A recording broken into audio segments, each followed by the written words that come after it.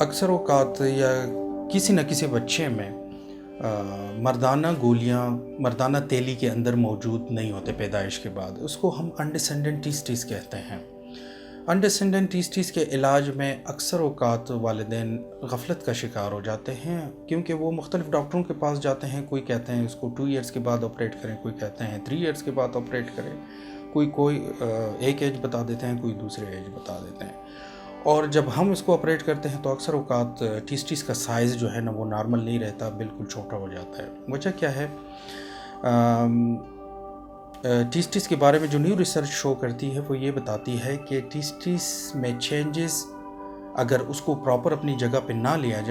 لائے جائیں تو 3 مہینے کے بعد اس میں چینجز شروع ہو جاتے ہیں. چینجز اس کے ٹیشو جو ہے نا یہ ہیٹ سینسٹیو ہوتے ہیں، یا اللہ تعالیٰ نے نیچے اسی لیے پیدا کیے ہیں کہ یہ اس کی جو نارمل گروتھ ہوتی ہے یا جو اس کا فنکشن ہوتا ہے سپرمیٹوجینیسس جو بعد میں سپرم بناتے ہیں، وہ تقریباً 2 to 3 ڈگری لوور ٹیمپریچر پہ، اور وہ اسکروٹم میں جو ہے نا وہ میڈیا اس کو پرووائڈ ہوتا ہے جس میں ٹیمپریچر کم ہوتا ہے. اگر اس کو آپ پراپر ٹائم پہ نیچے نہیں لے کے آ جائیں تو اس کا جو ٹیشو ہوتا ہے وہ وقت کے ساتھ ڈسٹرائے ہو جاتا ہے، اور پھر ایک وقت پہنچ جاتا ہے کہ اس میں جو ہے فنکشنل ٹیشو رہتا ہی نہیں ہے. تو اسی لیے جب آپ بچوں کو خصوصاً پیمپر چینج کراتے ہوئے یا فرضاً نہلاتے ہوئے آپ اس کو محسوس کریں کہ اس کی تیلی خالی ہے، تو آپ ایک مستند ڈاکٹر سرجن جو اس کا ایکسپرٹ ہو، مجھ سے ضرور